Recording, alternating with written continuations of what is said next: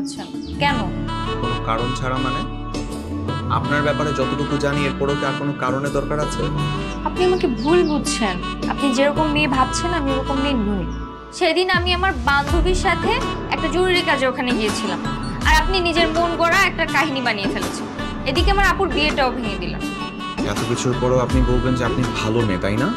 হ্যাঁ, আমি অবশ্যই অনেক ভালো মেয়ে, এটাতে কোনো সন্দেহ আছে? আপনি ছাড়া আজ পর্যন্ত আমাকে কেউ খারাপ বলে নাই। আর যদি কেউ আমাকে খারাপ বলতে পারে আপনি খোঁজ নিয়ে দেখেন, তাহলে আমি আর কোনোদিনই আপনার সামনে আসবো না। কারো কোনো অভিযোগ করতে হবে না। আমি যদি আপনার এগেইনস্টে আরো প্রমাণ দেখাতে পারি। কি দেখাবেন? দেখান। Just a minute.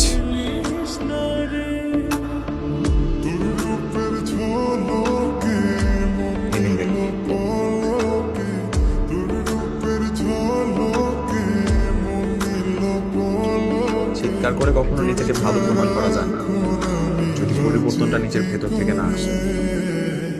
এই ভিডিও আপনি কোথায় পেলেন? কে করেছে এটা?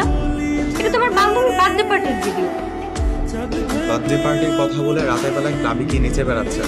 ঠিক আছে, আমি বুঝতে পেরেছি যে আপনাকে আমি যতই বোঝানোর চেষ্টা করি না কেন আপনি বোঝার মানুষই না।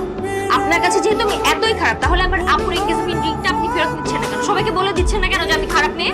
এই জন্য আপনি আমার আপুর সাথে বিয়ে দিতে চান না আপনার ভাইয়ের? তাহলে আমি সবাইকে জানিয়ে দেব? হ্যাঁ দেন, বলে দেন। ঠিক আছে, উনি জানাচ্ছি।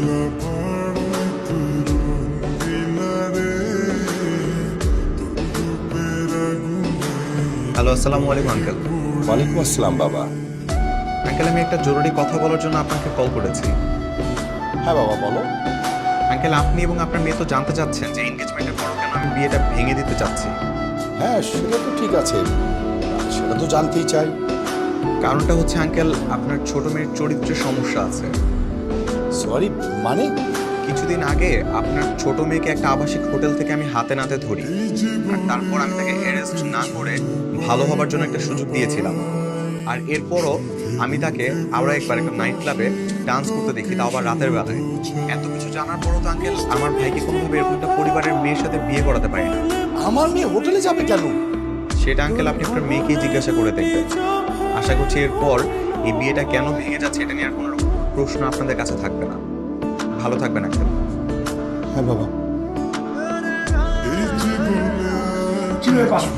কিভাবে পারলে তুই এরকম জঘন্য কাজ করতে? আমার মান সম্মান ঘুরাই মিশাই দিয়ে এরকম একটা জঘন্য কাজ করলে?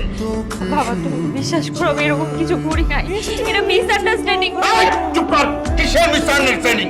হ্যাঁ, ওই ছেলে তোকে সরাসরি হোটেলে গিয়ে ধরছে, এরপর তুই মিথ্যা কথা বলছিস, মিসআন্ডারস্ট্যান্ডিং এর কথা বলছিস। বাবা তুমি বিশ্বাস করো আমি সত্যি করি নাই।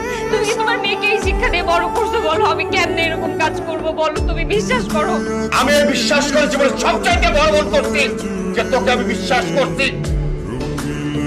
আমার যাওয়ার পর আমি তোদেরকে নিজের হাতে বড় করেছি। মায়ের অভাব কি জিনিস সেটা কোনোদিন বুঝতে দেইনি। তোর কিসে অভাব রাখছিলাম যে তোকে হোটেলে যেতে হবে? ছি! তুই আমার ছোট বোন, এই কথাটা ভাবতে আমার শরীরটা ঘৃণা লাগতেছে। কি করে পারলি? হ্যাঁ, তুই যাওয়ার আগে একবার বাবার সম্মানের কথা চিন্তা করলি না? একবারও তুই ভাবলি না আমাদের কি হবে? হ্যাঁ, তোর জন্য আজকে আমার বিয়েটা ভেঙে গেছে। তোকে আমি কোনোদিন মাফ করবো না। এই কিসের মাপ? তোর চেহারা আমি আজকের পর থেকে বাড়িতে দেখতে চাই না। বেরিয়ে যা, বেরিয়ে যা আমার সাথে থেকে। বাবা আমি কই যাবো? আপা, আপা তুমি বিশ্বাস করো আমি এরকম কিছু করি না, একটু বোঝাও না আপা। আপা তুই